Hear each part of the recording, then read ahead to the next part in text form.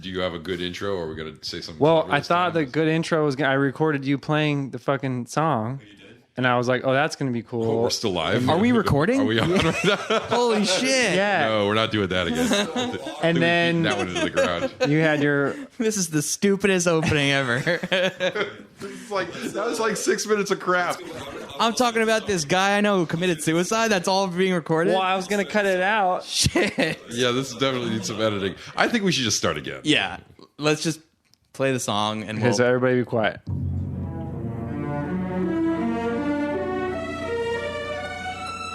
For real, C-Rock.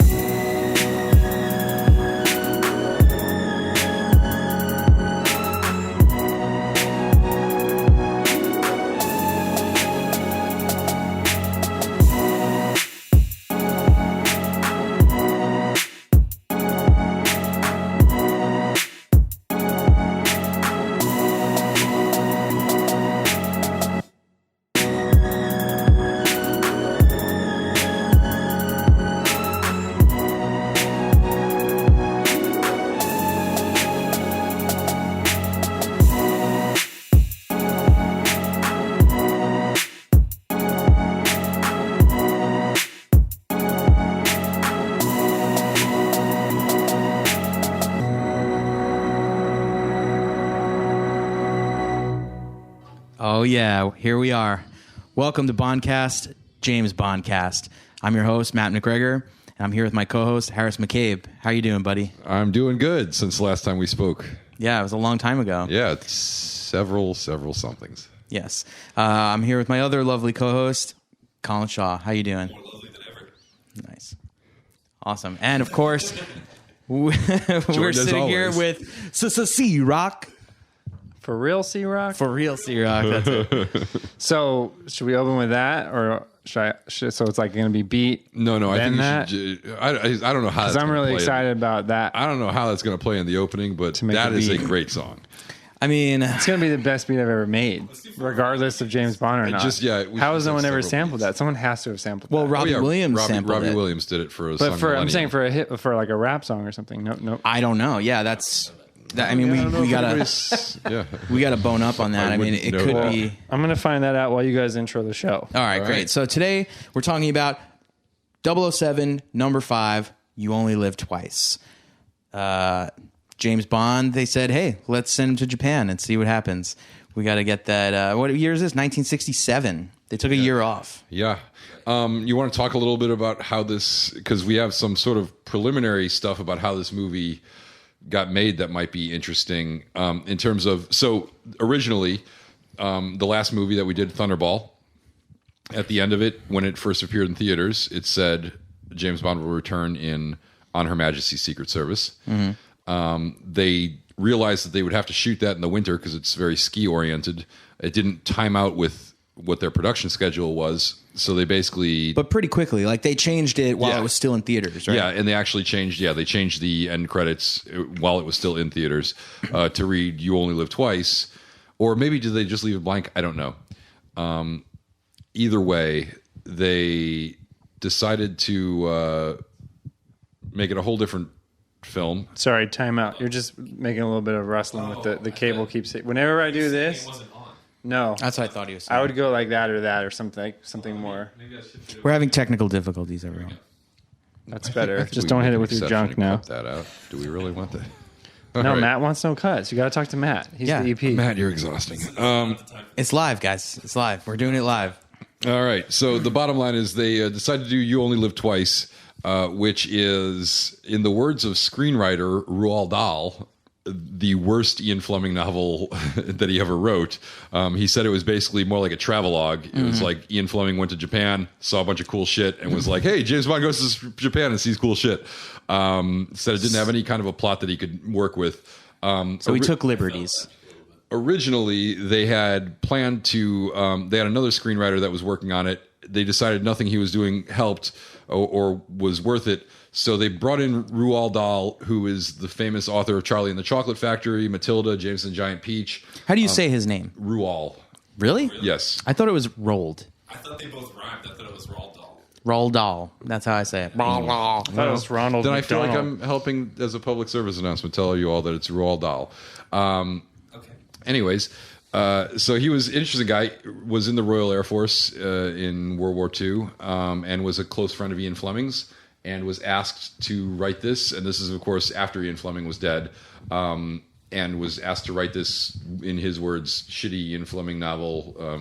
Maybe not his exact words, but that was. It's the last movie that's adapted from a full novel, right? The rest are all shorts. No, I think some of the rest of them were novels, weren't they? I think I'm read pretty that. sure On Her Majesty's Secret Service was a novel.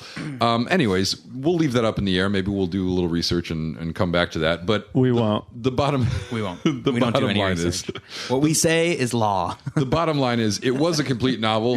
Roald Dahl basically threw out the complete novel and rewrote the entire plot, kept some of the characters, kept some of the ideas of the original screenwriter in it, and basically, by his own admission, said, I didn't really like the plot, but they had a formula that they wanted me to stick with, so I just basically rewrote Dr. No. Yep. Pretty much. And this is the result. It starts with the famous bullet sequence, which I always like to bring up. This time, it's in black and white for some reason. Did you guys get that? Yep. Yeah. I can tell it was Connery this time. Very It was the weird. same Yeah, it was recording, Connery I believe, again, of just the in black and last one, white. but they just Yep. decided to make it black and white. Red Blood? Red blood. Okay. Yeah. Maybe that's why they did it, to make the red blood pop a little more. And then we have a cold open with a spaceship. This one doesn't have Bond in it. This cold open says Yeah, well, it does. It has him in it later, technically before the credits, but the actual opening scene is of a spaceship in the It's air. it's an American ship, right? Yep.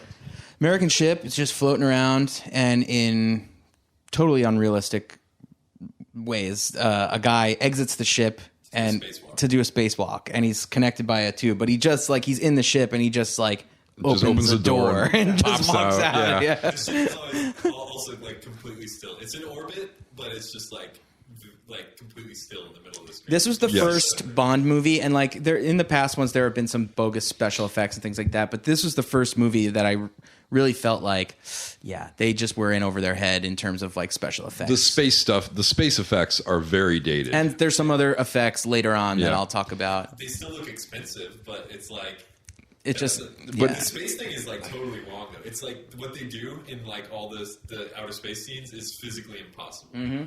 Because I'll just get us more into it. What happens is, as he's doing the spacewalk, another spaceship comes from behind them and opens up like a opens mouth. up the front of the ship, and then it eats the other spaceship. Basically eats a smaller And it spaceship. cuts his little tube, and he dies in space. The astronaut dies in space. But, to do that is impossible. If you're in orbit, you're spinning around the Earth, right? So, how are you going to be approached from a synchronous orbit? I would point out that this was. I don't know. We got to ask them. That this was, this is pre. What time was it? When was the first moon landing? That was 69. So this is pre moon landing. We had put. Well, stuff they in- had space walks. we I had think. put stuff in. We had put stuff into orbit. These things had happened, but it was still a very new. This is within years of the first. Again, this is Bond being at the peak of Cutting edge. Yeah. technology. Yeah. And this is also several years before 2001 and Star Wars really showed us how to do some of these things right. 2001 particularly represented the idea of realistic astronauts and space ships in space, how they'd interact. So this is, this was definitely pioneering stuff. When looked at in that, it is still very, very dated, the effects. Sense. It's Yeah. just how what? How would that work? But I would say that I thought that the use of the music and the sound design in the sequence. Great in this one. Yeah. Yeah. I think just the intensity of the music as this astronaut is as they panic and they're getting the transmissions from the base and the transmissions to the astronaut. There's some good acting. There's some really good sound design and some really intense music. And I was feeling this this whole space. Yeah, even with the wonky effects. I was kind of into it, and I felt bad for this astronaut who got killed. We get introduced What a way to to this go, astronaut, man. and then he's floating off in space dead minutes later. Do you think you would die instantly, or do you think you would just I suffocate? think it would be Yeah, agonizing there's a and little horrible. tube, so I think when they cut the tube, he depressurized, so he dies. That's not. Oh, it was it wasn't a tether. It was an actual Yeah, yeah. umbilical. Yeah. Yep. Oh, so it yeah, was he probably probably died, agonizing and yeah. quick, hopefully. This fictional character that I'm happens so mourning. slowly that it's I know he's going to get killed like that. Yeah, So yeah. I wanted him so badly to like crawl back inside. You're right, exactly. Yeah, Because the way they're talking about it too, it's like you hear the panicked voices of like, "What's going on? What is this ship?" And the guys are yelling. It's approaching us. The front is opening up. I repeat, the front is opening up. It's fairly intense. Then we jump down to Earth in the aftermath, where apparently the UN is now in a geodesic dome in Russia somewhere or something. Well, I didn't really understand this. I have a question. They're awesome, though. I want to bring up something. So, like, while they're, kind of, the base is like speaking to the ship and trying to, get information from them, they keep referring to themselves as Capcom, isn't it? Yeah, it's just an error. It's an error, right? An error, yeah. It's Capcom. They messed up. Yeah, every other movie they say it's Capcom. I don't know enough about like aeronautics or whatever, like why it's called This that. may what be that how, like, means. when you watch early film noir movies, sometimes they'll call it the Homicide Squad because things were just pronounced differently then, or people didn't know, like, it wasn't popular culture on television hadn't made us so aware of how everything was pronounced, especially on something like this, which is pretty new technology. So you'll get a lot of errors like that, but it's a funny, weird. Yeah, I thought that was interesting. Okay. Like in old movies, you hear them say like the Reich or the Reich when they're playing Nazis or whatever. Yeah, that kind of Right, thing, yeah. and sometimes it's a pronunciation that was actually acceptable then and it has changed, and sometimes it's just that people didn't know how to pronounce things because they I were always seeing it on love in CNN movies or whatever. how like when one character pronounces someone's name one way and then later on another character pronounces it a different way. They both read the just same didn't script. have the communication of like, this is how it's said. Right, exactly. So we go down to Earth where the UN it's not the UN. It's like just a solitary meeting. I think at I think it's an actual facility, like an actual satellite facility in Russia. But somehow the US and English and Russian ambassadors are all meeting, and the US is accusing the Russians of stealing their spacecraft, and the Russians are saying we don't know what's going on, and England's like, why would they even do that? No, the Brits are like the Americans are like, fuck you, Russia, and we're Russia's gonna kill like, you. fuck you, USA, you fucking suck. And then the Brits are like, listen, guys, boys, can't we all be friends? I don't think this is what's going on. I mean, really, we should look at Japan, huh? Yeah. And they're like, fuck Japan, what are you talking about? And then so they say we've actually got a man in Hong Kong looking into it right now. We think this came from Southeast Asia, and then we cut to James Bond, who's looking into it. All right, he's looking into something. Yeah. It's on top of a piece of furniture that you would most likely find in a bedroom. Yes. A piece of furniture is a bed. You That's guessed it. right. Where else? It's where he does his best work, or so we're told. No, his first line is he's with a lovely Chinese girl, No. Super thick. and he looks at her and he says, "Why do Chinese girls taste different from other girls?" And she says, "You think Chinese girls are better?" in a terrible accent. And he says, "Not better, just different." But unlike previous Bond films, whenever there is a Asian person, They didn't paint their face they yellow. didn't paint their face. Well, there's a little bit. Of stuff Well, later okay, on, so there is yellow face in this movie, but not from any of the minor characters. But there's plenty of actual Asian people in this movie, whether they're actual Japanese. actual Asian people playing. Wait, so Asian you guys people. said Japan and then Hong Kong. Well, he starts in Hong Kong. He starts in okay, Hong Kong. Okay. Just this one scene, really. Yeah, right? and basically he's in bed. He's just they're post-coital. They seem like they're getting along great. He's saying flirtatious things, and she's like, "Oh yeah, you're such a big, strong American or Englishman, and I can't wait to do you again." And then she flips the bed up. it's like what do you call them? One of those beds, Murphy bed. like Yeah, it's like a trundle, is that it? a Murphy bed. Murphy bed. Yeah, so she flips the Murphy bed back up into the wall, and he's trapped in the wall. And then she opens the door, and Bunch a of couple guys of dudes come come in running and out. machine gun the bed. And then they flip the bed down, and James Bond is dead. It's a bloody mess, and he's dead. And a bunch of British cops come in, and they're like, "He's dead." And they say, like, he died on the job. He would have wanted it that way. Oh man. And then we cut to that completely dope opening theme song, and all I can say is that's how you do a fucking cold open.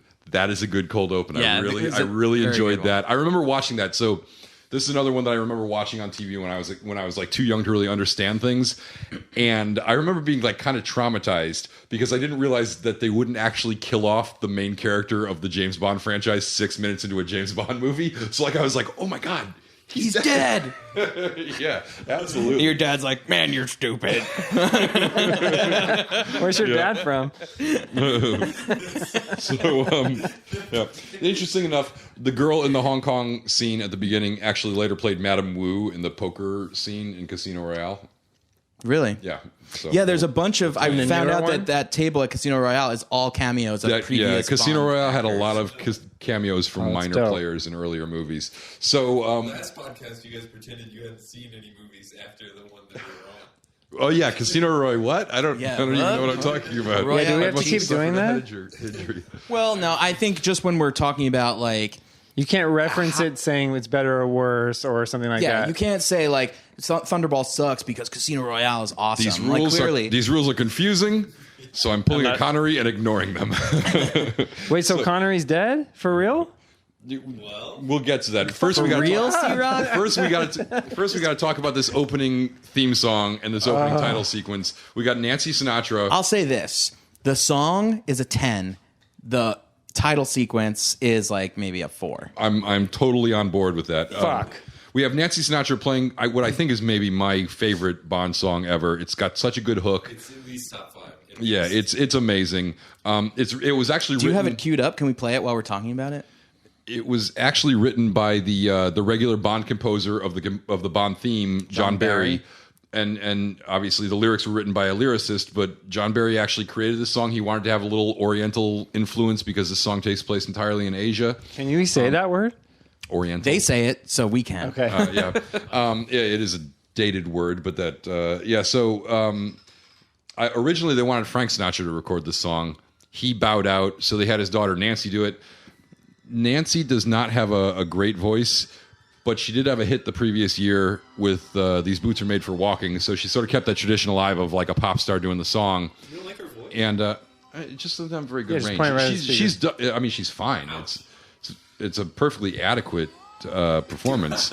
Not good range, adequate? I'm not breaking news here saying Nancy Sinatra doesn't have the greatest voice in the world. She's a fine professional singer. She's not like, blowing anybody's doors off. She was the first American. That's what she said. She was the first American to sing a James Bond theme, which is interesting.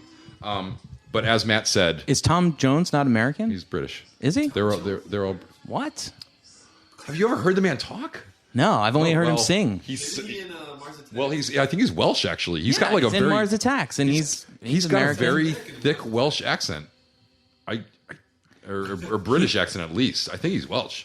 I don't know. He's we'll as American as fish and chips. Okay. Yes. Good Lord. But all right, does anything happen in this movie? The opening title sequence there's lava. Is a confusing mix of like lava images, Asian themed silhouettes, and actual footage of I Asian definitely girls. saw a nipple in one of the silhouettes. Silhouette nipple? There was definitely nudity in Thunderball too. We've gotten into the stage where like in the titles, you mean? Yeah, these are like PG movies, but they get away with it because it's silhouettes. Yeah, it's very naked silhouettes with some real nipples. No, this is once again our old friend, whatever his name is, who's Maurice Binder, who does all our title sequences, dropped the ball on this one a little bit. I feel like the lava and it just doesn't really work the way the other ones did. Circle things.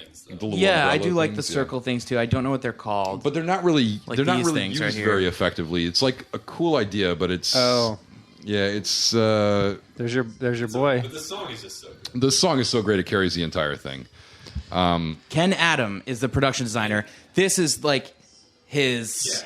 Yeah. Ken Adams is the longtime production designer. Yep, he's done several of them. The sets in this movie are great. He did he's done almost all of the James Bond movies so far, and he's really he outdoes himself every time. Yeah. We'll get to some of those sets a little later, but for now, let's get into the plot. We're running down the end of Is this the whole movie? Or just that's the title sequence. Why don't we just play the movie from now on? You guys can talk throughout the whole movie. Because then we'll be here forever. They're it's like the same length. There's more than 2 hours? No. These movies are crazy long. We're actually saving people a lot of time. So I'll kick us off. Ready? So the movie starts off right after the title sequence. It's a naval burial at sea. Yeah, burial at sea for Commander James Bond. His name is in the paper. He's Commander in the paper. James Bond is dead. Yeah. He was in the Navy? Yeah, he's Navy. Apparently, I don't know this is the first time in the movies they actually recognize that he is a ranking officer in the Navy. This plays into my complaint that like all the bad guys know who James Bond is. This is their response to that is like they faked his death. They didn't say James Bond's super spy dies. They said a commander in the British Navy dies. If Bond wrote his own obituary, it would have been like James Bond, secret agent who beds women left and right. Big dick bastard. Bastard. Guy with huge dick. They needed 2 caskets. So they wrap him up and they shoot him out of a torpedo. His like mummified corpse like falls into They just drop him in the ocean, but then they have scuba divers, scuba people. Then I was like, oh man, is this Thunderball all over again? They still have leftover underwater cameras from Thunderball. They pull his body into a submarine, right? And they open him up, and he's in a freaking tuxedo or something, right? He's like fully dressed. He's in his military dress, yeah. Right. He stands up and he's like, he says something corny. Yeah, exactly. Permission to come aboard. That's it. And then he walks into Moneypenny's office, which is on the sub, right? And M is on the sub as well. The gimmick is that he doesn't go to London in this one, but they needed that scene where he like sees Moneypenny and M, so they decided to like put their office on the submarine. Okay, so and he's not dead. He's not dead. No, he is very much alive. They faked his death purposely, like everyone's in on it, just to like let the bad guys actually have him kind of maybe be a good spy this time. Right. Yeah, so they were trying to give him a second chance. They were like, "Don't tell everyone your goddamn name now." So he gets his mission. He puts his hat when he walks in. He puts his hat on the what do you call it? Hat rack, which is his thing. He always throws his hat onto the hat rack. They won't have a hat anymore. Right. They actually dropped the hat in the last one, and he says a little line. He's like, "I had a hat when I came in." In this one, the movie previous one, no. But this time he has the naval. Oh yeah, that's right. In the previous one, he's got the Navy hat, and he hangs that instead of the. But that's it. That was them basically like killing this. Yeah, they were done with hats. Gimmick. I don't know why, but Moneypenny looks really like she's got like a glow in this scene. That came out of nowhere. All right. I didn't catch that, but Colin's like rock hard for this scene. Rock hard alert, rock hard. We need like a sound effect right there. So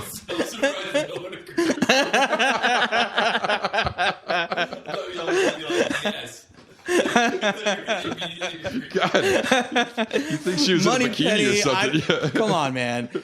How old is she? She's too old. I mean, Moneypenny should have been like 21 years old. She was probably still like 10 years younger than Connery, but it was really like compared to the other Bond girls, she's not attractive. She was matronly. Yes. She was like the little sister of the Bond series. So, anyways, they shoot him out of a torpedo tube, and he's off to he's off to Japan to check out more Moneypenny. He calls her Penny in this one. He does call her Penny. Never does that. So, what is he going to Japan for? What is his mission? What's his? Oh, what do I have here? Let's see. They tell him to go. Where the rocket is coming from? Oh, they yeah. have readings on satellite that say maybe Japan. Only the Brits have this information. Yeah. Maybe it's Japan. So they're sending him to Japan to investigate this a little more. You were going to go see Mr. Henderson. That's like their contact in Japan. So he goes to Japan to meet Mr. Henderson, and we get some great... he goes to a sumo wrestling match. Right, yeah, we get some great like footage of like Tokyo, and then we go into the sumo wrestling arena, which is massive and just packed with people. And much like a travelogue, they really like emphasize. I'll say this about it: the sumo sequence is really well shot and pretty interesting from like that travelogue kind of perspective. And no one in America had probably ever seen a sumo wrestling match. So this is Bond movies tend to live and die on like the cultural cliches and the Western perspectives of like what's exotic and a lot of which I appreciate. I like that Bond movies, even today, like the newer ones, try to show you something that like you haven't necessarily seen. Absolutely, and that's sort of what I thought about this one was that it tends to focus on like the most stereotypical aspects of Japanese culture. However, compared to like the Gypsy Camp and From Russia with Love, for instance, they're trying to do it right. Like they're like actually doing the research, and they're it's not the cliche version, or it is a cliche version, but they're trying to like make it as legit as possible and make it into what it actually is. And trying to respect the culture a little bit. Opposite from say Scuba, they're making it interesting this time. right. It isn't lame. I feel like it still doesn't play that well like now though. Like it's still a little like it's like over the top cliche, over the top stereotype. Well, because it is cliche. It's like the first thing you think about Japan. It's like, oh, there's TVs in the guy's office, and there's sumo wrestlers, and it's like all the stereotypes. However, I do think they made an effort to like go to Japan. They went to Japan and they scouted the place, and actually nearly died. If anybody wants to cover that, talk about that. The producers and the director and the DP and Ken Adams, the production Connery, designer, right? No, I think it was just actually, I don't even think the director came. I think it was just the producers, Saltzman and Broccoli, and the DP and Ken Adams all went to Japan to scout this place, and they were supposed to leave on this airplane, and then they got at the last minute, they heard that there was going to be a ninja demonstration that they were invited to. So they ditched their plane. So they ditched their plane and they took a later flight. And the plane they were supposed to be on crashed immediately into Mount Fuji right after takeoff. And it disintegrated. Like it exploded and everybody died. So they dodged and they say that like fate there. It really, like the movie's called You Only Live Twice. So they felt like they had like this second life kind of thing. But that was before that was while the screenplay was still being written. They actually had the original screenwriter with them at that point. So they were trying to do their homework, whereas like I felt like the Gypsy Camp sequence and From Russia with Love and some of these other things are like what do gypsies do? They dance around. Right, exactly. Fight. It's like stuff they had seen in other places or read in books. Here they actually went out and scouted it. So yes, it's the most cliche, obvious, touristy things, but it's got a real legitimacy to it. It seems authentic. So what happens at the sumo fight? He meets a girl. Her name this time is whenever he makes his contact, he's supposed to say to them, "I love you." Or they're supposed to say to him that they love him. But they say it a certain way, right? Yeah. Isn't it? I love you. It's like that. They all say the creepiest way possible. Yeah, that's pretty bad. So she takes him to meet this guy, Henderson. Is he looking at Moneypenny? Hang on a second. Colin is breaking to Google Moneypenny in this movie. I think he's trying to like make a point. He's going to make us. He's going to make us look at her and. I'm not drooling. I just didn't want them to take a look. Yeah. She looks like she always does. I'm sorry, man. She looks like somebody's grandma when she was young. She's in like some of the later ones, isn't she? Yeah, she even as I mean, it wasn't like Bond was getting that much younger. Roger Moore wasn't that much younger than Connery, but they all got pretty old. But so she meets this guy. She takes her to this guy named Henderson. Wait, what's the girl's name? It's like Aki. Aki. Yeah, we don't know yet, but it's Aki. Right. So she takes him to Henderson, who is this British agent who's living there in Japan and has kind of gone native, but not quite. He lives in a traditional Japanese house with paper walls. Oh, this is a cool scene. And he's sort of brings Bond in, and Bond tests Bond doesn't believe that he's the right guy or is suspicious. Mostly because he was suspicious of Aki. So he takes his cane and he whacks him in the leg, and it's apparently a fake leg. And the guy's like, "I'm glad you got the right leg." You know? Yeah, and did they set that up earlier? Did they say, like, he's got a fake leg? No, they didn't. It was just sort of a surprise. And then he says, "I lost it," and whatever, and blah, blah, blah. Bond is supposed to know that because, he knows the guy he's supposed to be meeting, yeah. Right. So then... Henderson's like, "Oh, I've totally figured out where this is coming from. I know exactly the island. It's all about... And then he's up against the wall, and he just like stops mid-sentence, and Bond's like, "What the hell?" And he goes up to him, and like then the guy just starts to fall, and he's got a knife in his back. Like, you know how they have those paper walls in Japan? Like, he was standing up against one, and someone stabbed him. And then Bond's immediately like, "Fuck you, paper walls," and jumps through the paper wall, chasing after the assassin. He chases him outside. The assassin is a Japanese man wearing a tiny surgical mask, which I was like, holy shit, how long have they been doing that? And I did a little homework, and it turns out... Like a SARS mask? Yeah, like one of those little surgical masks that they wear in Asian countries. I see people around here. Totally. Around USC, around Koreatown. You see it all over the place. What does it mean? In actual Asian countries. Please tell me. I want to know what this is. So now it's become like a fashion statement. They have like fashionable masks they wear in other Asian countries. But I thought this was sort of a recent thing. And then I saw this guy in a surgical mask, in the assassin in this movie is wearing a surgical mask. And I was like, how long have they been doing this?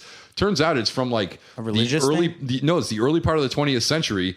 Originally there was a huge flu outbreak that killed people all over the world, and so in Asia they started wearing these masks in like the 1910s to stave off the flu outbreak. And then there was a volcanic eruption about 10 years later, and like there was so much ash in the air around Japan that they broke out their old surgical masks for that. And then shortly after that, post World War II, they industrialized and there was so much pollution immediately that in the major cities they started wearing these masks, and it's just become like it was reinforced so many times that it became sort of a trend. Didn't they actually really do that with the SARS outbreak? That's why I always call it that. As like exactly, but apparently I guess, they've been doing it forever. It's just been like an ongoing. The pollution's supposed to be really bad in China, so they do. Yeah, I think China, that's a big part of why they've been doing it. But in Asian cultures, it's just become like this thing that's But they do it here in acceptable. Koreatown. Like all the time. I'm always like, oh, what up? I've seen white people do it at the airport. Really? Because the airport is where like so many germs. You're at risk for. That's true. I mean, the truth is, it doesn't really. In actuality, it doesn't filter out that much germs. The reason surgeons actually wear it is not for them. It's to protect the patients from any germs that they might have in them. So, whatever. It's interesting. It's interesting, and it's yet another. This has been learning with Harris. And well, it's yet another thing that the Bond producers got right on this, because they clearly went to Japan, saw some of these masks, and were like, instead of a normal mask, they were like Sumos, I love you masks. So, Anderson, who they make out is going to be this big character, is dead after one scene. So James Bond chases this assassin down. Chases this assassin down, kills him, realizes that he's got his assassin buddy is in a car waiting for him, and decides, oh, you know what? I can pose as a Japanese man, even though I'm like twice this dude's size. Right. So he swaps clothes with him, swaps clothes with this dead guy, and then runs down to the car acting like he's injured, and jumps into the back seat and just groans the entire time. The guy takes him right drives him right back to their headquarters. Osato Chemicals. Osato Chemicals drives him right back to the headquarters, and he's really clever. He's pretending to be this assassin. He's hiding his face, and then the guy finally takes off the surgical mask and realizes it isn't him. And Bond's just so full of him. He's like, "Good evening." Like he's sprung one on him, and he takes out his gun, and this guy immediately like whacks the gun out of his hand and starts beating the shit out of him. They have this epic fight. Yeah, I have this epic fight. Amazing set. Oh yeah, This place looks like so cool. Like I want to chill there immediately before. It's like the hippest. Like I want to be there. I want to go chill. It's the hippest office building the 1960s could make. And then, as soon as they start fighting, they start tearing the place apart. They wreck furniture. It's actually an awesome fight. Connery at one point fights him with a couch, like using a giant couch as a sword. He picks up this couch and he's like bashing the guy with it and smacking him around with it. So awesome. Also, interesting who he's fighting. It says here, the henchman that Bond fights against in Osato's office is played by a Samoan pro wrestler named Peter Maivia. His grandson is WWE legend Dwayne "The Rock" Johnson. Biggest star in the world right now. Yeah, and so his grandfather is there kicking James Bond's ass. But eventually, as he always does... Is that like how Bruce Lee fought Chuck Norris? It's like a classic epic battle. I don't know if it's on that stage, but Do you think he asked him if he knew what he was cooking? I don't think he probably asked him that. Can he smell? Yeah, no. I don't think any of those things happened. This is a good part of the show. Yeah, we're nailing it now. But anyways, it is a kick-ass fight, and it does end at some point. I have a note here that we missed. At one point, I forget what scene it is, but Bond is offered a drink, and the guy says, "Stirred, not shaken." Right? That's how you like it. That's what Henderson says. Yeah. Oh, Henderson. So, and Bond's like, "Yeah." Because that's not how he takes a drink. This is like a joke that the producers like stuck in there that it's backwards. It's and not it was such a subtle joke that nobody cared. Yeah. I kind of got it. You can see that he's like there's like some awkward thing going on. I got it watching it now. I don't think like when I watched it the first time I was like, what? Yeah. Like, it was a little subtle. But anyway, so I thought they fucked up too. That was my first. So he kicks Grandpa Rock's ass, and then he gets out his little safe cracking spy gadget. Does he kill him? No, he doesn't kill him. Right? No, he just knocks him out, right? I don't know. Anyways, he drags him into the little like secret bar, and I think he does kill him. Does he? Oh, I wrote here he kills him. Oh. then he has a drink of Siamese vodka. Oh yeah, Siamese vodka, which he does not care for. Yeah, he's like very agitated by that. I hate all things Asian. So it's actually a pretty cool escape. The guards come when he busts into the safe using his spy safe cracking gadget. It's a cool sequence. He does it all quietly, and then he finally opens it, and it's like the alarms go off, and the James Bond movie song comes on where it's like holy shit, escape time, and he outwits these guards and he sneaks away and he runs out. And he gets chased out, and they're all shooting at him, and then Aki shows up. In her little what is it? Toyota is oh yeah, and this is an interesting thing too. They had to cut the tops off all the Toyotas, because they were all too small for Connery. Yeah. He wouldn't fit in them, so he's never in the driver's seat. But they couldn't even fit him in it. His head was sticking out, and none of them were convertibles. So he just literally just sheared the tops off all these cars. So this movie, I read some fact, and I can't remember if it's this movie or the previous one we did, but there's one movie where it's like the only Bond movie where he never drives. Is it this one? Yeah, it's this one. He's always driven around by somebody else, usually by Aki. Yeah. So Aki picks him up. He still doesn't trust her because Henderson just got killed, and he took her to she took him to Henderson. So he's like, "We're not going where you shay, we're going where I'll shay," and whatever, in a Connery accent that's better than that. And she's like, he doesn't trust me. And she's like, "Well, screw this, I'm getting out," and just taking off. And she just parks the car and runs into this building. And he's chasing her, and she's outrunning him in heels somehow. Yeah.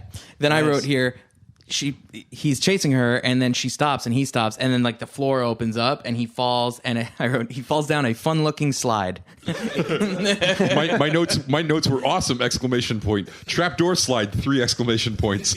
Tanaka has a dope lair and a private train! 3 exclamation points. Your points. notes are way better than mine. I was really excited about this. This was like a great building and a great lair and a great everything. The guy's name is, so he falls into this dude's office, and he's like, "My name's Tanaka," and then right away I'm like, "Oh, that's a cool name." And then he's like, "But you can call me Tiger," and I was like, "Wow, you had me at Tanaka." He's got 2 cool names, and he's got this like high tech, like once again another great it's like really 60s office design, but done on the highest level ever. Those monitors inside the copper orbs. He's got TV monitors, copper orbs dangling from a string, and then they spin around, and there's TV. And remember that the way that James Bond got into this office is a giant slide, a giant happy fun slide, a giant metal slide. I wrote here, Bond knows his shit when it comes to sake, because he says he gives him sake, and he's like, it's 98.4 degrees, just the way sake is meant to be served to people. And the guy's like, oh, for an Englishman, you're not an idiot. Any alcoholic drink, he knows the best way to drink it. Yeah. Although I felt like that was kind of showing off. I was like, yeah, okay, whatever. You've heard of sake. Definitely read that on Wikipedia before you got yourself in the back.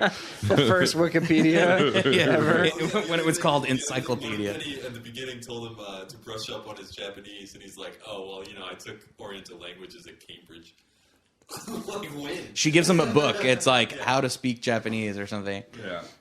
Yeah, he does like to brag on himself. So before he got up to commander rank in the Navy, he went to Cambridge. I guess all on the government's money.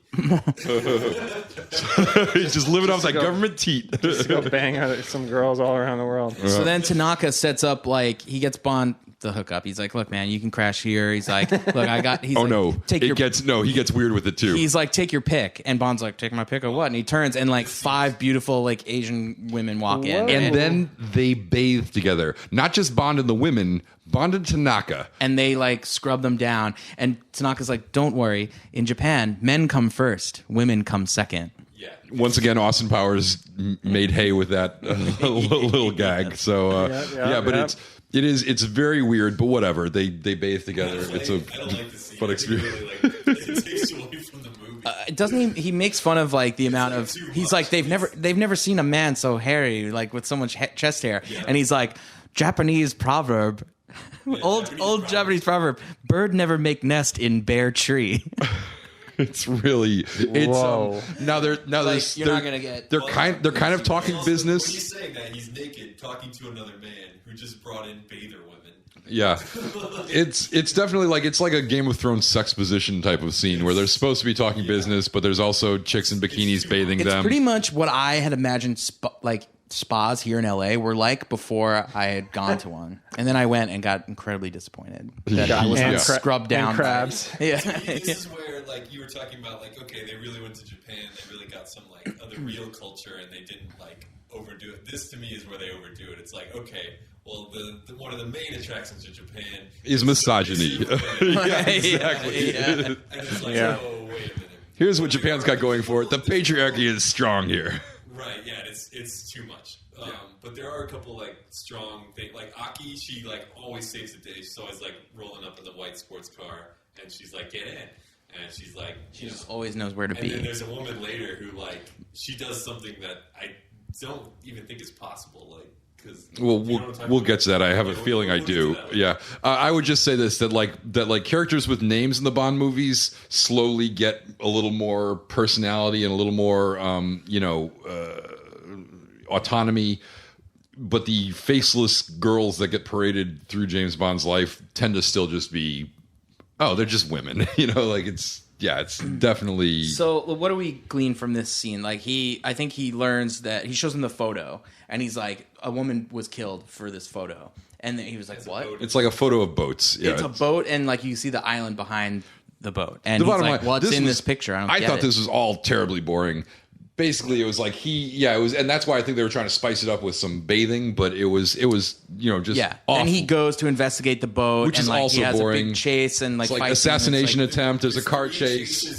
Three chases in a row with very little scenes in between them, and ultimately they're not great chases. And the last one, they do a helicopter shot while he's running away from guys on ninjas on a roof. Oh, that actually was really. I mean, it looks interesting, but overall, the movie's getting really long with lots of chasey stuff, and it's just not moving. Yeah, there was an interesting idea where a helicopter comes along, he's being chased by a car, and the helicopter comes along with a giant magnet and scoops up the other car and drops it into the ocean. That was kind of cool. And I did think he goes to this dock, and he's investigating this shit at this dock, and he ends up getting found out and chased, and he goes up onto the roof, and there's a great aerial shot of the camera pulls back. It's not as executed as well as it would be now. Right, but I think it's a really interesting idea that somebody said, let's do it this way. It is a cool and unusual aerial shot that I'm not sure. I wouldn't know.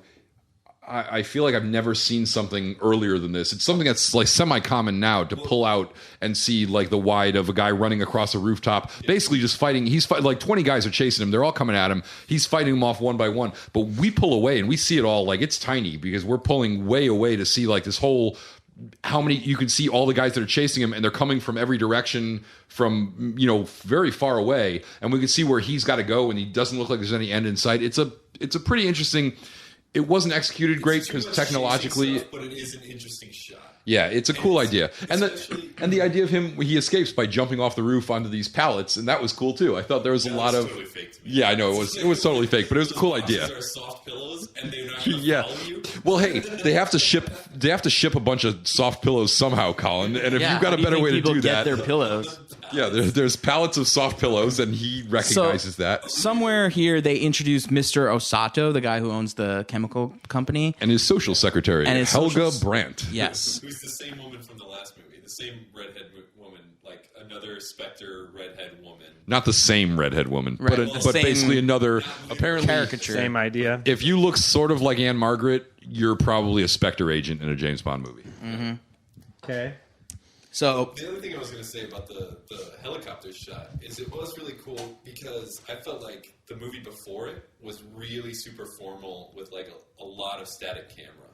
You know what I mean? It was just static establishing, one shot, two shot. Yeah, and this was trying to do something. That's what I liked about it too. It was trying to do something different. It was trying to stretch who directed the bounds this one? of. It's Terrence Young again. I think it is. Is it? Yeah, and I think it's. Terrence Young's last one was the last one. No, because he didn't direct the last one. Who was it? Because there was a story about that. Oh, it's Louis Gilbert. Louis Gilbert, who was actually had kind of he directed Alfie, which is a famous Michael Caine movie. He had a pretty interesting, and he goes on to direct a few of these, I think, right? Yeah, he directed a couple more. He had a pretty interesting filmography. He directed a couple more Roger Moore ones. What's interesting is the editor. I think his name was Evans. Peter something. Is it Peter Evans? The editor wanted to direct this movie and was pitching to direct the movie. He had never directed a movie before, and they were like, "No, we're not going to." He'd edited several of the Bond movies, and basically, when Gilbert came in with his own editor from his other films, and she turned in a 3-hour cut that they were like, "This is unwatchable." And so they basically got their old editor back, and he said, "I'll do it." They had let him shoot second unit on this. They were like, "We'll let you shoot second unit, but you can't direct it." And when they're like, "This is a mess. Can you help us?" He was like, "Yeah, I'll recut it for you. I get to direct the next one," which is why he ended up directing On Your Majesty's Secret Service next. Okay. So yeah, this Gilbert also directed The Spy Who Loved Me and Moonraker. Yeah, and he is, which we'll get to those, but he's a director who had a lot of variation in his filmography. He's done a lot of weird things, and this was one of them. So where are we? We met Helga Brandt She has an interesting and probably stupid assassination attempt. There's a sequence with a plane. Yes. So Helga Brandt basically seduces Bond. They sleeps with him. Yeah, he knows she's a Spectre agent. She knows he's James. No, she knows he's a spy. She doesn't know he's James Bond. But think he's dead. But she and Osaka are both Spectre agents. And I can't remember what their numbers are, and I don't care. It's really similar to the last one. Yeah. It's like, I'm going to bang you because I'm Spectre, and I'm not going to say that, but... Yeah, basically, she seduces him to gain his confidence. She makes him think that he's turned her, and that she's going to turn in her Spectre allies. And then they hop in her plane, and then she gets up in the air, and it's like, it's kind of a dumb assassination attempt. Dumb. It's so dumb. Like, there's a bunch of times in this movie where they could have easily killed him.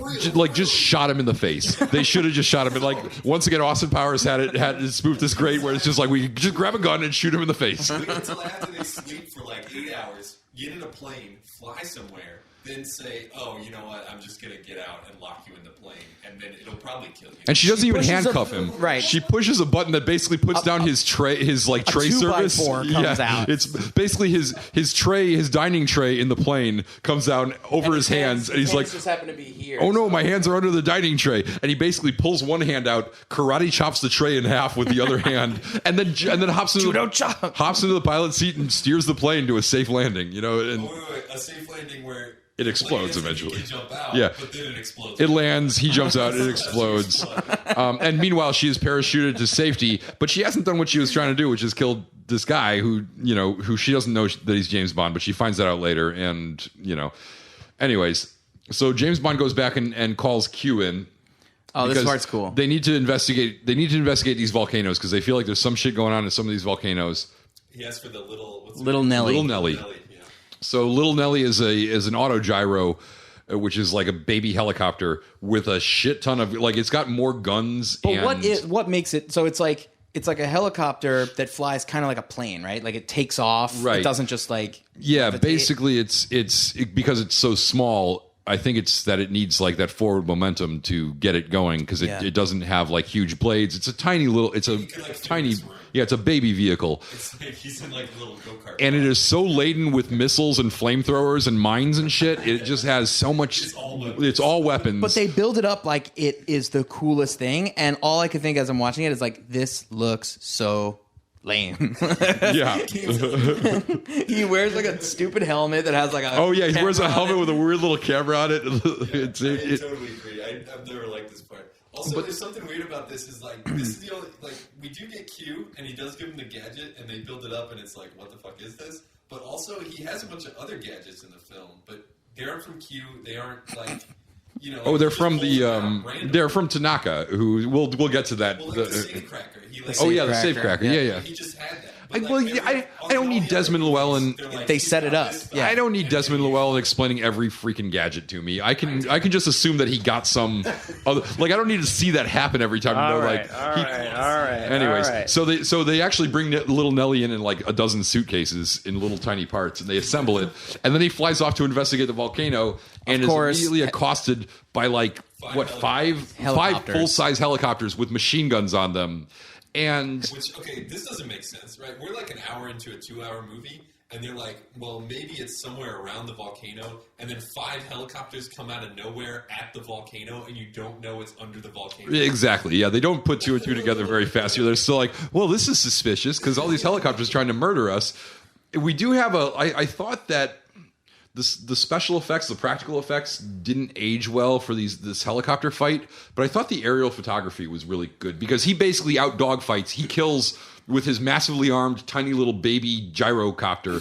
He manages to like outmaneuver and out dogfight these machine gun wielding like Blackhawks. Yeah. And the aerial photography was pretty cool. Like the explosions are lame, but they're like what the Black Hawk of that day was. They were black. Machine guns. Like Batman's helicopter from the '60s Batman. You know what that one was? They look like that kind of helicopter with giant machine guns on them. The big glass in the front. Yeah, they're like glass orb.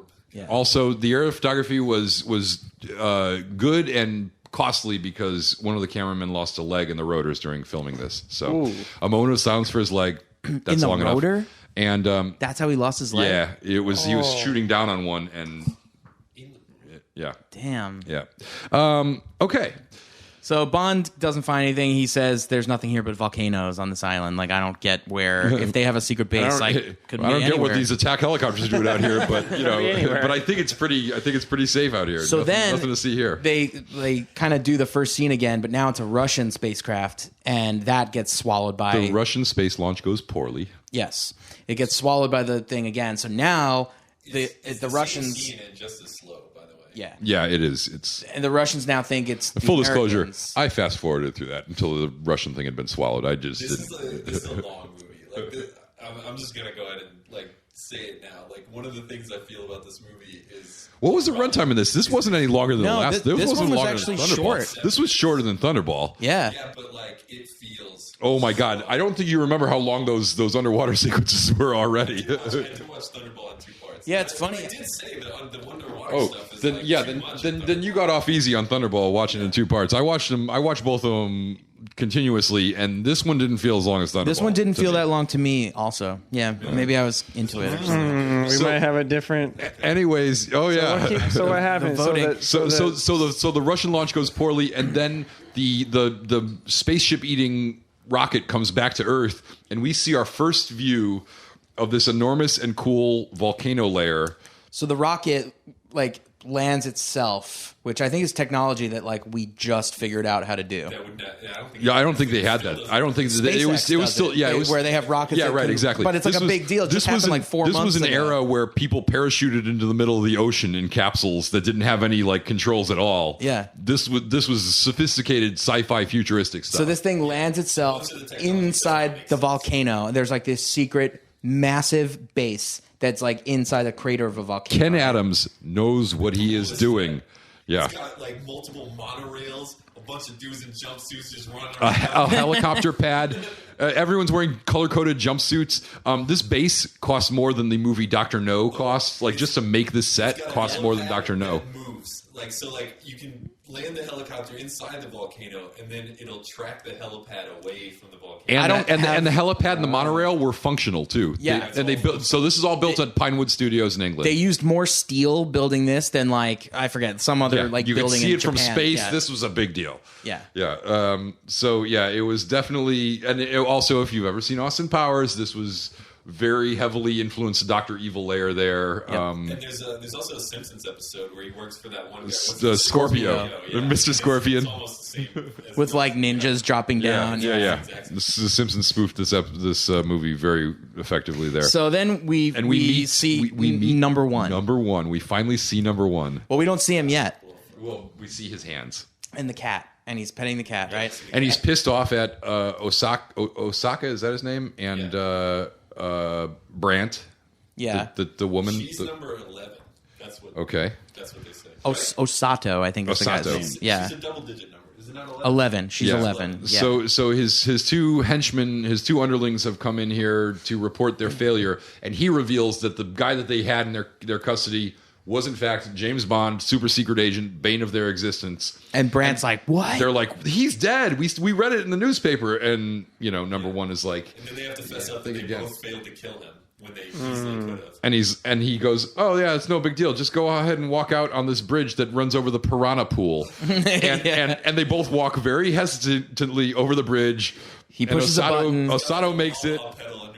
Yeah, exactly. He's got his little pedal underneath, and Osato makes it, and Brandt, as she's crossing the bridge into the thing, gets eaten by piranhas.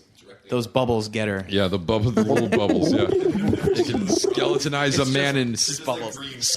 man in 30 seconds. He says, and then he yells, "Kill Bond now!" which I thought was pretty lame. Yeah, very lame. Seriously, this whole scene is the same as the ones we've seen before. Yeah, exactly. We've seen this so many times. So then my next note says, Tiger shows Bond his bevy of ninjas. Yeah, so now we go to ninja training school. Hey. My next note was ha ha ha ha ha ninja training school reveal. They cut to a bunch of guys in white gis yelling at the top of their lungs. I was like, real stealthy ninja trainers. Wait. What the Tiger was like, my ninjas cut to a bunch of guys running right at him going, we're like, ah! Tiger's like, hey, Bond, hey. You want to see some ninjas? But I just think it's funny. We think of ninjas as like these stealthy, quiet guys, and we turn around and there's like a million dudes running at you, screaming at the top of their lungs. Yeah, I don't think of geese as ninjas either. Yeah, exactly. So that got me thinking, like, are ninjas actually a real thing? What is the deal? Is this accurate? And it's interesting. So it seems far-fetched, but it turns out that not only are ninjas real, but You Only Live Twice is actually kind of accurate in a way in its depiction of them. Really? Yes. So, because they were basically like, they've been described as like the CIA of feudal Japan. So, like, instead of black pajamas, like, sure, there was some assassins, but mostly they were just information gatherers. And to blend in, they wouldn't wear like dark clothes. They would dress as farmers, and they would work in fields with farmers. And they learned how to use farm tools as weapons. So they basically were just like they were like secret agents. And so in this regard, his ninja school, his whole plan is to put these ninjas in this little port city as disguised as like fishermen and farmers and stuff. And that's what he eventually does. He has all these secret ninjas there. So really, which takes a long time. In a weird way. Already know where the bad guy is. In a weird way, they sort of got the ninja thing kind of almost right, I guess. All right, that's really interesting. But let's get to the most racist part of this movie. Oh yeah. Wait, but before we do that, I just wanted to say the location they're at is a really cool location. It's something called the Himji Samurai Castle, or the Himji Castle, and it's an actual like real building from feudal Japan. That's like basically like one of their, it says, regarded as the finest surviving example of prototypical Japanese castle architecture, and it has a network of 83 buildings with an advanced defensive system. So I've read about this before, but I'm not going to reread it. But it's basically like when he took a break from masturbating to Moneypenny's image. Oh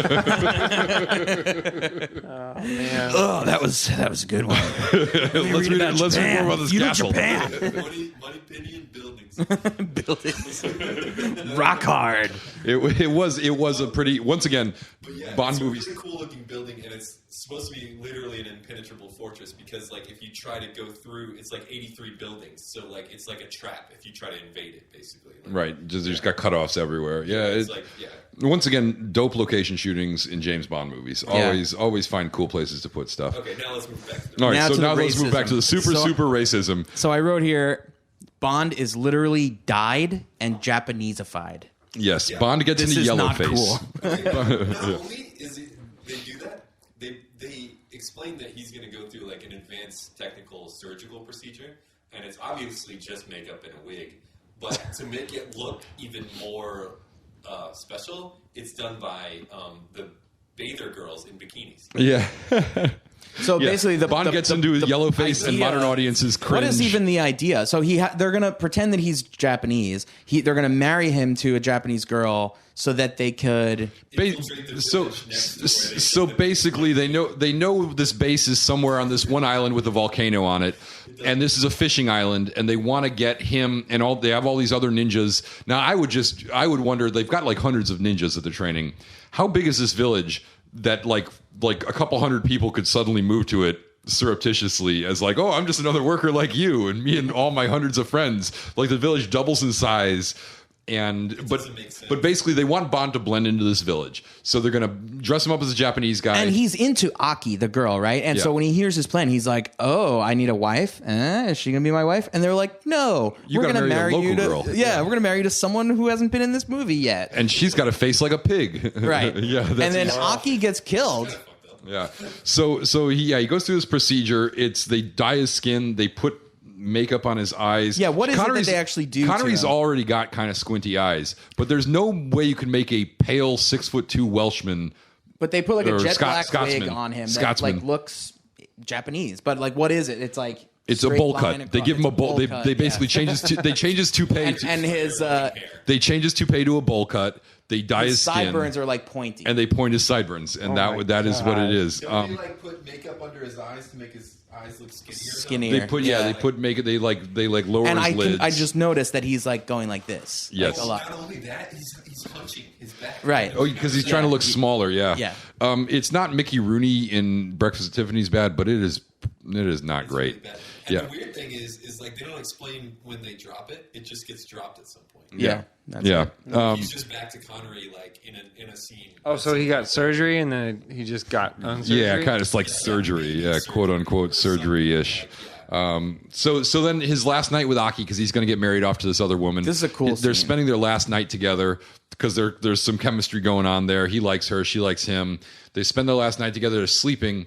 An assassin crawls into like the rafters up above, and he pulls out a string, and he like lets the string down all the way, and they show the string is like right near Connery's mouth, and then he takes like a bottle of poison and he like drips it so it like drips perfectly like down the rope, and it's gonna go in his mouth, right? And Bond like yawns and he's like, ugh, and he like rolls over, and then the girl rolls into his place and like with her mouth open, and of course the poison one drop goes in her mouth. Which is actually how that was an actual way that they used to kill people. Apparently, it's crazy. Yeah, it's in Grosse Pointe Blank. If you ever seen that movie, I have. I don't remember that, but it's in the very beginning. It's oh like, yeah, it's right. One of the ones Yeah. He screws up because we're not doing Grosse Pointe. But That's next week. But that was a cool sequence. So Aki dies. Just a really inventive way to kill someone. Yeah, Tiger comes rushing in and is like, "Oh shit! Well, good thing you only have 2 more days of ninja training before you're an official Japanese ninja." And Bond kills the assassin though. Yeah, Bond shoots the assassin. He wakes up and like points and shoots. Bam. Yep. And then he goes and he gets married to this girl with a face like a pig, but like a hot pig. She's definitely not got a face. Like, Tiger was clearly messing with him. He warms up to married life. He sees all these ugly women who none of them were really that bad looking. They were like probably his age. That was his big thing. And all these potential brides are coming forward, and he winces at every one because he's made several. Even after Aki dies and he's in his grieving period, he's still making like snide comments about how he's getting married off to some pig. The girl that he marries, has a really cool name, and I think it's a missed opportunity that they never say her name. Yeah, her name is Kissy Suzuki. Yeah, it's Kissy Suzuki, and she is, of course, as he's wincing at these potential brides that come up, and they're all like fine looking women that are probably his age or younger.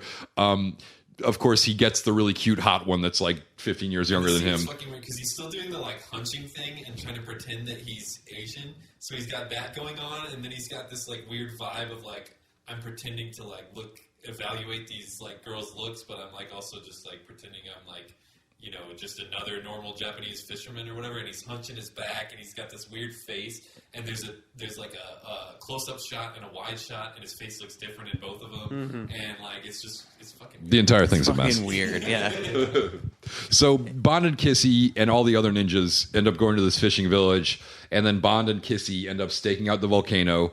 Meanwhile, the clock is ticking because the U.S. is going to launch another rocket, right. And they need to figure this out before that because they think it's going to cause like a world war. Yeah, Russia if this rocket, something goes wrong with this rocket, the U.S. is just coming for the Russians, and it's going to be war. So the only chance to prevent it is to make sure the U.S. rocket flight goes off without a hitch. They keep cutting to like the United States leaders, like in this another amazing set in scenes that we don't even need. But they're those are terrible scenes. Yeah, it's an amazing set, and these scenes are pointless, but it's still just like Americans being like, "We're going to get the Russians if this goes bad," like. When the Russians have also lost a rocket, it doesn't make any sense. But so Bond and Kissy finally figure out that the volcano's the base. secret layer, and it opens. It looks like there's water in the crater of the volcano, but it actually just like slides open, and the water is just like painted on. Yeah, exactly. So it's like it looks from the air, it looks normal, but it doesn't close up. So Bond tells Kissy, "Go call for backup. I'm going in." Okay. And then he sheds his farmer disguise to reveal his tactical turtleneck spy outfit. He already shed but he takes off his clothes, and underneath all his clothes, he's wearing like underneath is like lame, Japanese farmer disguise. He's got like this whole gray ninja ensemble that he's got, and then he uses his ninja skills to infiltrate the volcano. We're missing something that I find like baffling about this. Okay, so the way they go investigate the volcano is they're fishing with the fishermen from the village. They jump out of the boat, swim into a cave, realize the base must be under the volcano, then swim over to the other shore, then climb all the way to the top of the mountain, still in their swimming gear. This girl's got little slippers on. It's very involved. Bikini. She climbed to the top of a mountain. Once they get there, he's like, "All right, go back." Oh yeah. And he's like, "I'm going to invade the base. Go tell Tanaka." So she climbed all the way back down a mountain in a bikini and swims like across the village. Like swam miles. Also, I would like to point out that I would like to point out an interesting thing on that she is stripped down to a bikini for all the swimming. Yeah. Bond is wearing not just his farmer's clothes the entire time, but underneath that he's got a layer of ninja clothes. He's wearing 2 layers of clothing as he's swimming. It's like insane, and she's running around in like nothing. Wow. Yeah, but this chick's a real badass for like all the swimming in mountains. Yeah, and let's just jump ahead. Don't they shoot at her? Let's just jump ahead for a second for the helicopter while she's swimming miles back to the village. They're trying to kill her. And machine gun shoot her in the and water. she's getting away from it. And she swims under the water. She escapes. She escapes a machine gun underwater. It's like the most. I mean, that's the most improbable badass thing that happens in this movie is she is swimming miles and then a helicopter comes I must have like blinked or zoned out for this part because like all of a sudden she's just swimming forever and I'm like, what the fuck is going on in this movie? What is she doing? Because they ditched their boat to swim in the cave. Yeah. So she had to swim back to the village. Meanwhile, as she's doing that and somehow evading this helicopter with a machine gun by swimming really well, Bond is inside. It's not even her swimming. I read she didn't know how to swim, or she was afraid. It was Bond's wife. Bond's wife was her double there. On. Yeah. But we go back into the volcano. Bond is. Sean Connery's wife. Sean Connery is Sean Connery's wife. Bond is back in the volcano, and the little monorail cars. Little monorail cars are adorable, and the color-coded henchman outfits really help. I think. Yeah. Sorry, I was just reading my note about exactly what I just said. It says, meanwhile, the nameless Japanese wife is swimming away, ? She is shot at by a helicopter? I was like so confused for this part. So then finally, Bond is captured. He's brought in.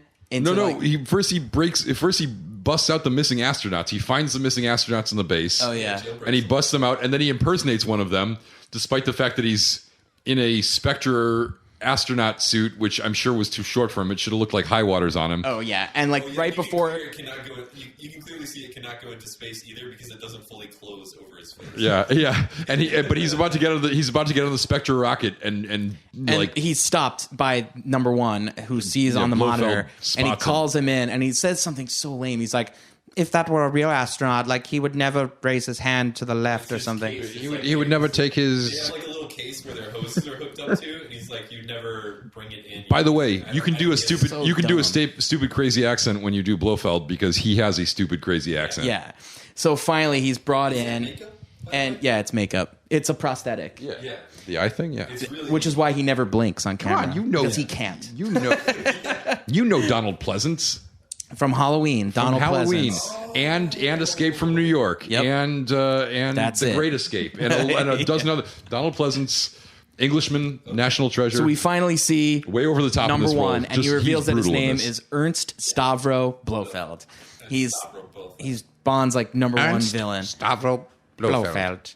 And he's got this wicked scar across his eye. The scar is great, but it's like disgusting looking, and it's a prosthetic, so it's really like on top of his eye, and like so he can blink this eye, but this is a fake one, so he can't blink. So every time you see him on camera, he's just like this, and you never see him blink. Yeah, but you see a lot of like shitty practical effects and shitty makeup and stuff in older movies. And we should just send out props to the Scar people here because they nailed the Scar on that one. And you could also see it's very Dr. Evil. This is like basically the genesis of Dr. Evil, right down to his unplaceable accent and his bald head and his he's got the cat and he's got the Nehru collar and everything he says is kind of weird and he's got a little accent that isn't really consistent. And the cat, do you guys know the thing about the cat? That it freaked out? It freaked out. Yeah, something scared it. And like you can actually see it. I remember watching it and I was like, what the fuck is going on with the cat? Freaking out this cat. Like holding it for dear life, and the cat's like trying to like get out of his arms, and apparently it did eventually, and it like was lost for days and they couldn't find it. Because here's a little thing, if for those of you who aren't cat owners, cats hate explosions. And they actually hate like just about everything, but they hate explosions more than most things. So that'll pretty much set a cat off, a loud noise, and this has a lot of explosions in it. But kudos for him to hold on to the cat like that. Yeah, he was committed. Shot. Well, I'll tell you what, Donald Pleasance is a fine actor. Not doing his best work here. I don't know what the direction was, but if it was chew the scenery and look ridiculous, he nailed it because he is doing like he is in full comic villain mode. So, and this is another point where like they've got him. They could have killed him. Like, they should definitely kill him. 4 times where they could kill him. Like, he shows up right there. Oh yeah, and he keeps saying, "Come with me, come with me." Blofeld earlier had been admonishing the other people for not killing Bond. They were like, "You had Bond and you didn't kill him. Why not?" And then he gets Bond, and what does he do? He's like, "Oh, come up to the headquarters. I want to show you our little, come with me to my what do you call it, monorail thing." Come over to the place where you could actually do some damage. This is the control center. This is a really sensitive part of the place. Promise this you button won't blow right here up. self-destructs the rocket. Yeah. Promise you won't destroy anything. So there's even a part where Tanaka gave Bond a cigarette that shoots like a little bullet if you light the cigarette. Oh, this is actually kind of cool, but also like, really lame. He's like, okay, well, like, we're going to kill you now or whatever. And Bond's like, well, can I at least have a last cigarette? And so he does that. It shoots a guy. He beats up like 4 other guys. But then they do get the guns on him. And Blofeld is standing right next to him with 4 guys with guns on him. And he's just like, I'm going to kill you. And then, like, cut to next scene. Yeah. So this cigarette thing, they show you in the beginning, it's like, looks like a cigarette. You light it, and then it in like a few seconds, it'll shoot a bullet, but only as far, a rocket bullet, only as far as 15 feet. So, like, if you need to kill someone covertly, like, right there, that's how you do it. But I read up on it, and it said... the guy who like invented this was trying to like get it off the ground. He was so happy that it was in this movie, and afterwards, like he thought that people were gonna utilize this and they were gonna like the army would buy it or whatever because it was a real thing. It was a real bullet thing. Cigarette, yeah. And it turns out that like the ammunition for it was like triple the amount of like normal ammunition for a gun. Yeah. And it was really like it would not just shoot straight, like it would shoot wherever the fuck. Because it was actually because it wasn't like a typical bullet, it was a rocket propelled thing, so it needed some momentum to go. So basically it needed to get going. So it was almost the opposite. It was like it wouldn't have enough speed to shoot anything at close range. It could only shoot things far away, but it couldn't aim that well from far away. Right, so and beyond 15 feet, it was completely useless. Basically useless within 15 feet and useless beyond 15. There was like maybe a sweet spot there somewhere where you could shoot somebody exactly 12 and a half feet away. But it said like the company went out of business in 1969, 2 years after this movie. So basically, we've learned this lesson before, but if you got somebody prisoner and they ask for a cigarette, do not give them their own cigarettes. That is something that's up. Like, that is always a thing. Which that gimmick has been done like twice already. In the Bond movies, yes. Yeah. We just know this now. This one has stuff that's been done in the Bond movies over and over. So basically, Bond shoots this random dude, and the dude he shoots is the dude next to the controls that open up the top of the volcano. So Bond knows that his backup's coming, but they can't get into the top of the volcano. And actually, we had a really cool shot outside where Tiger has amassed his ninjas. He and Kissy show up at the top of the volcano. So now she scaled the volcano a second time. Yeah. Oh, she's got to be exhausted. So Tiger. Is she still in a bikini? Yeah, and she's still in a bikini. Of Everyone course. else has cool ninja gear. She's still in a bikini. To but her and Tiger, and she's like, oh, it's right down there. This is where the secret lair is. And then he's like, all right, ninjas. And all of a sudden, all these guys just stand up out of the hills and they appear out of nowhere. And all these ninjas just amass. There's like hundreds of them. So Bond needs to find a way to let them in. So he uses his cigarette to shoot this dude, and then he valiantly sacrifices himself to open up the crater trapdoor and let these guys in, assuming that Blofeld will immediately kill him, I'm sure. Right. Because why wouldn't he? And then Blofeld's like, that was annoying, and now I've got ninjas all in my place, which are like, I mean, they're like bed bugs. Once you get ninjas in your place, you can't cannot get them out.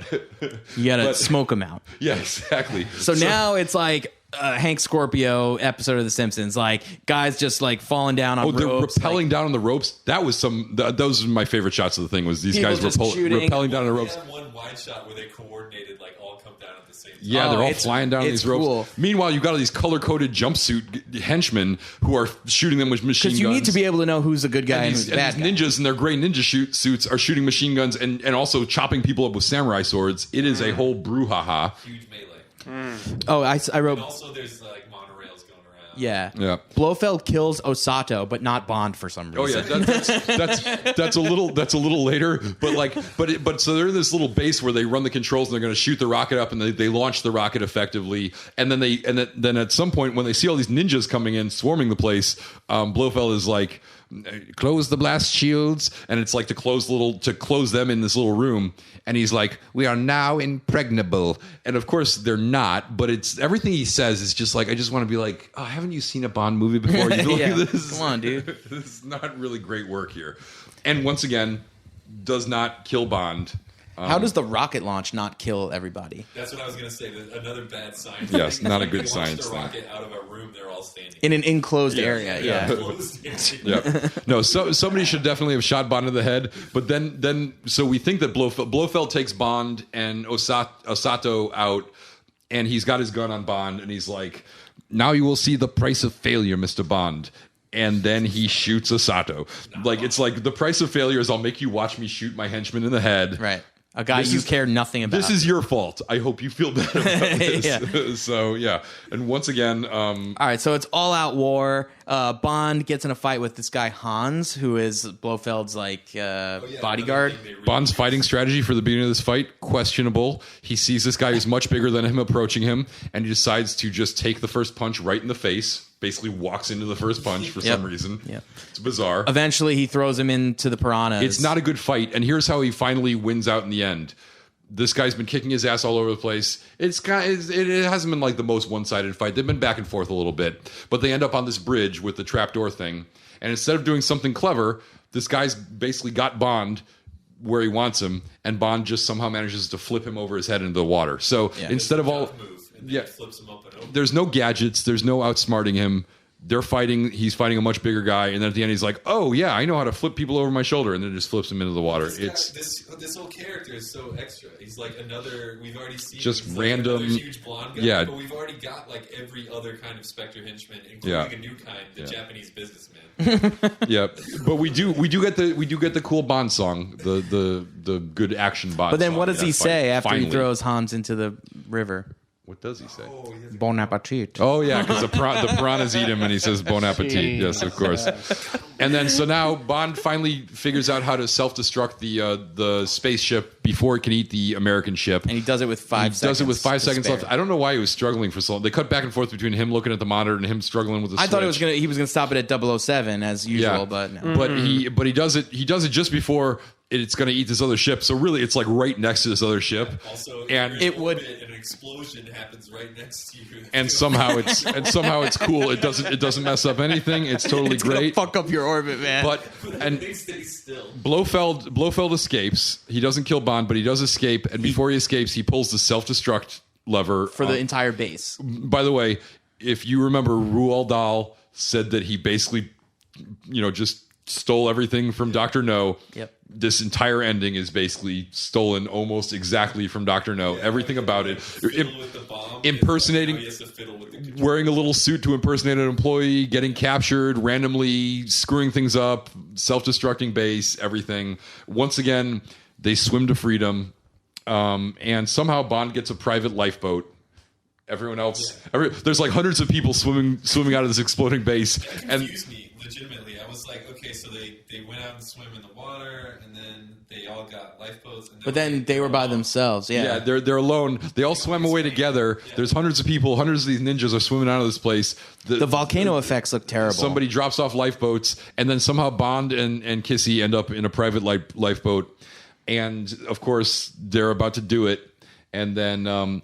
Honestly, the whole ending was kind of lame, but I did think the submarine callback. So the submarine that M and Moneypenny are on rises out of the water as they're about to do it on this lifeboat, and the lifeboat ends up on top of the sub, and that's how we end it.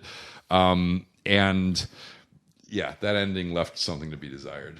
Yeah, I think it was just between because they didn't want to kill off Blofeld, I guess.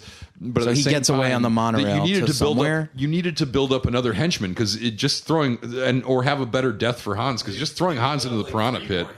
Yeah, exactly. Just throwing Hans into the piranha pit did not work for me. Big problem. This movie too long or feels too long. I know the other one felt longer because it's too much scuba, and because it's actually longer. Is in a bad way so extra.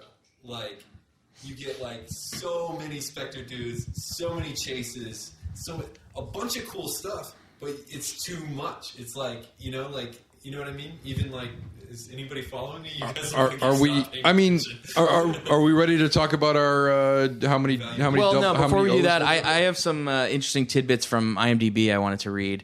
Let's see. This is kind of a big one, but I'll skim it. So it says, while in Japan, Sean Connery and his wife were hounded by the international press. During news conferences, the press insisted on referring to Connery as James Bond. Local newsmen attempted to photograph him in a restroom. 30 extra private security guards were hired to combat the excess noise and hindrance. But even the guards started to take photos. Connery was allegedly photographed on a toilet and the picture published in a Tokyo newspaper. Halfway through filming, Connery announced he would not be returning as James Bond. To ease the tension, the producers removed his contractual obligation to do one more 007 movie, despite being offered $1 million. After the film was wrapped, Connery was reportedly asked whether he found Japanese women attractive, to which he allegedly replied, no, causing many Japanese people to call him bad names. That was supposedly like a mistranslation. Yeah, it says that. It says this faux pas turned out to be based on a mistranslation. On a day when Connery was exhausted after an intensive day's filming, Connery didn't go out of his way to be too personable with the interviewer, who was aghast that the actor showed up in a casual t-shirt with baggy trousers and sandals and not wearing a toupee.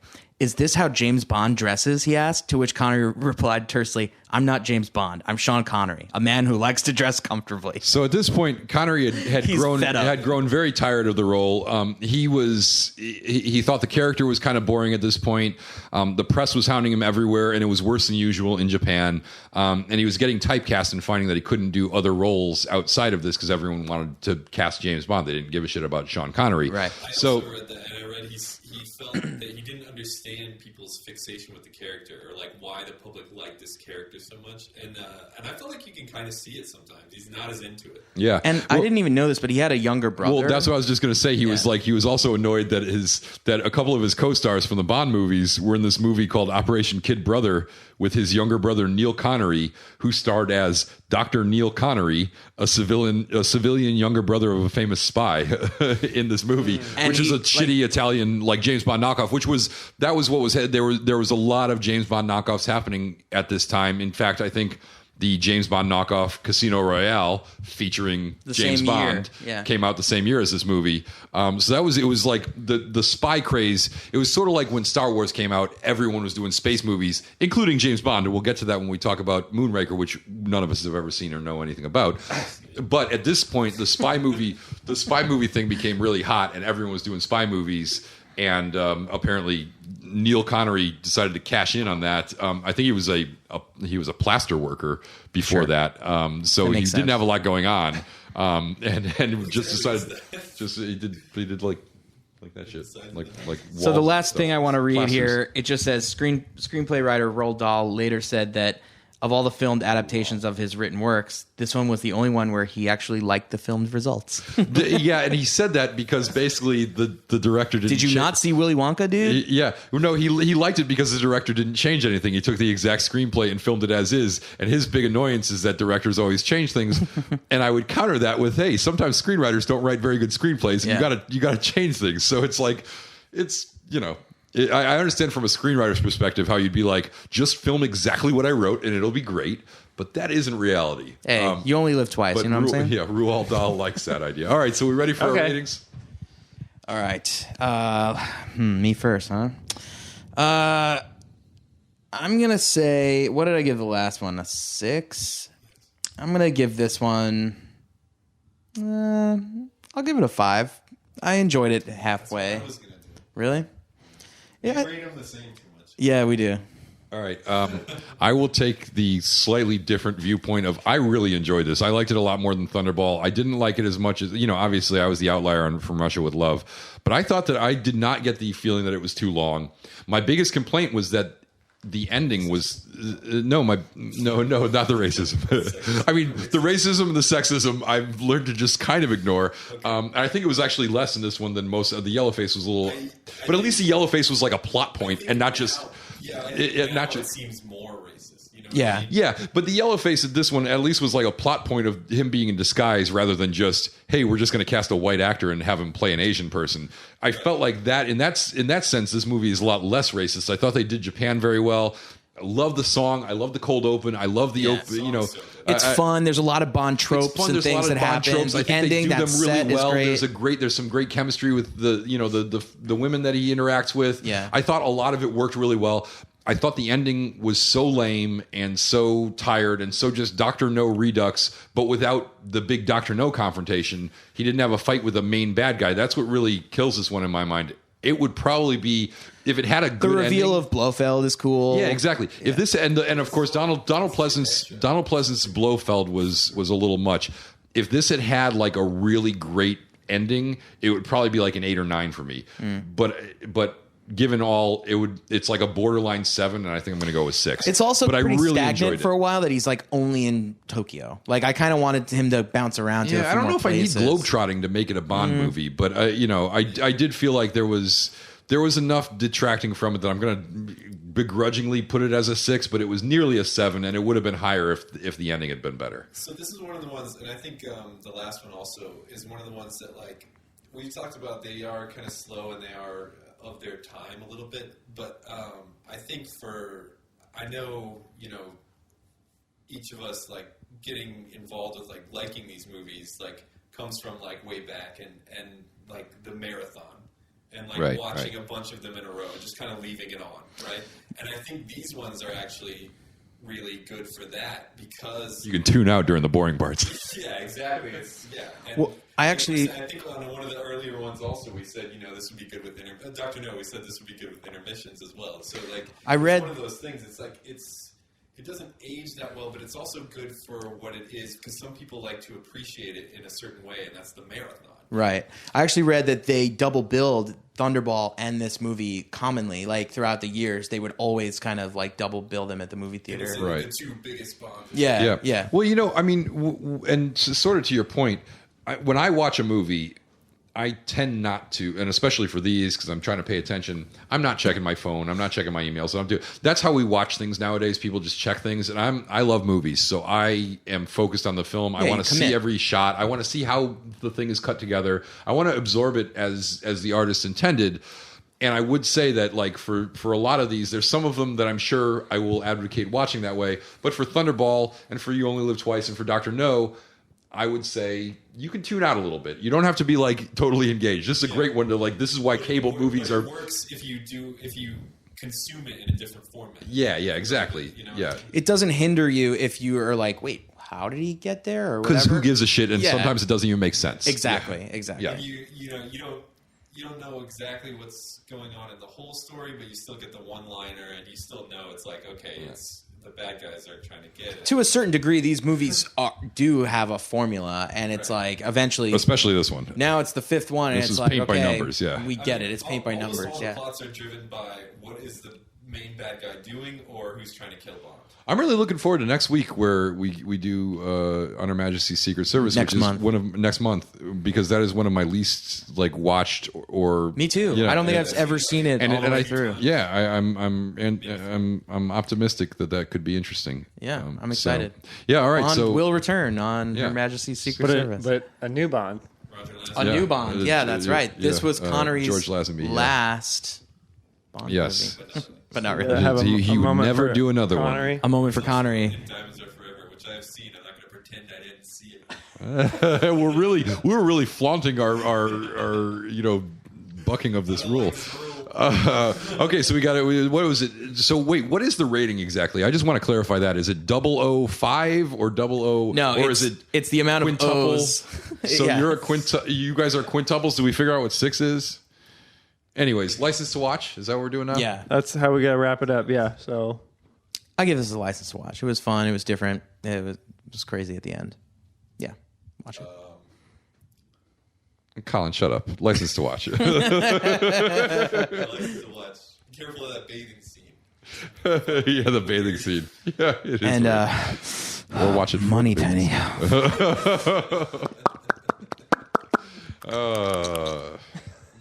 Well, on that note, James Bond will return on Her Majesty's Secret Service. Subscribe. We are on iTunes. Check us out. I mean, you listened this far, so now you got to tell someone else to listen. And enjoy the dope beats. Yeah, enjoy these sick beats that are playing over my sensual voice right now. Bond. Bond. Name's Bond. James Bond. Bond.